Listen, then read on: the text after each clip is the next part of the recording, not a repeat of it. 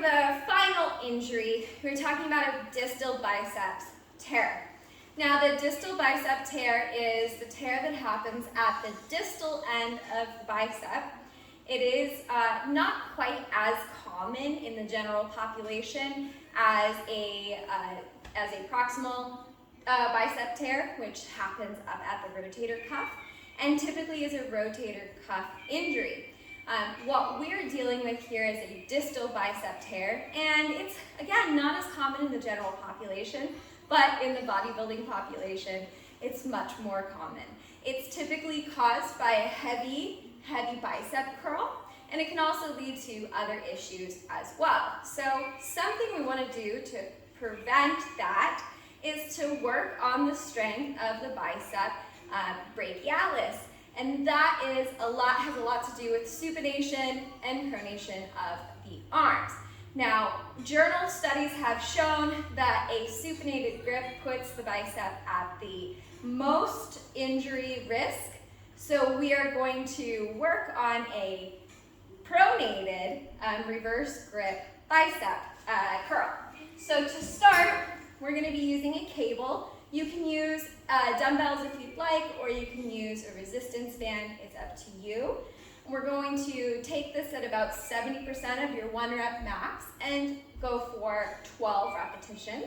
If you want to progress this motion further, you can increase all the way up to 90% of your 1 rep max, but if you move past 85%, drop the repetitions to 5. We're going to repeat this exercise at least twice a week, and we want to get at least those 2 or 3 sets in. To perform this motion, you're going to stand with both feet about shoulder width apart, making sure that our core is engaged and our back is protected. The elbows are slightly away from the body in a lateral position, and we're going to hold the bar here, in this case, with a hook grip rather than a regular grip where we wrap the thumb around. This is otherwise called by bodybuilders a suicide grip, and the reason that we're going to be using this grip is because it really helps to work that bicep brachialis without the grip being tight. This applies to pretty much any exercise that you do in which you can stop that wrap of the thumb. This is working on all of the muscles in the forearms, as well as that bicep brachialis and the long and short head of the bicep. To begin, again, we're going to keep ourselves in the proper positioning with our suicide grip, and we're going to pull up by flexing at the elbows, and then we're going to extend the arms at the elbows again, making sure to keep everything all how it should be. Our shoulders are staying in the same position, and the only movement really is the flexion and extension of our elbows. One thing to pay attention to is we don't want to create that flexion with the wrists instead. That's going to put tension on the elbows.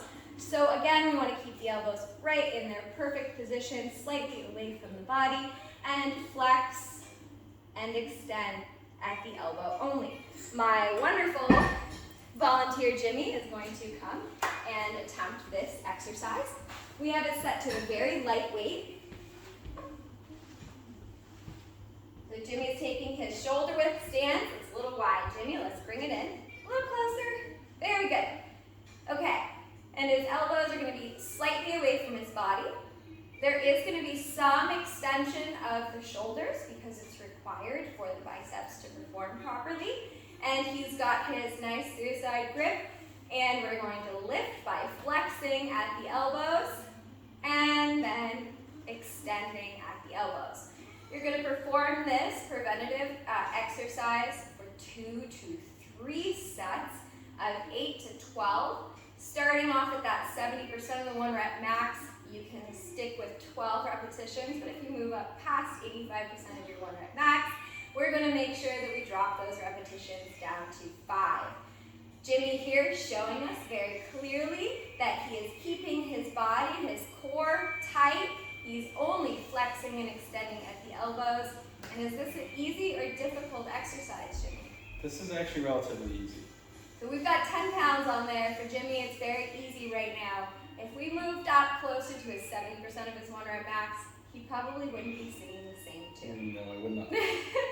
So to increase that, we would just increase the resistance. And we're going to do that really quickly right here to see if we can make this a little bit more challenging for Jimmy. I'm only going to increase it a little bit. Let's see if we can do one more. We'll do 5 repetitions with a slightly heavier weight. Very good. Those forearms are definitely going to be feeling it afterwards.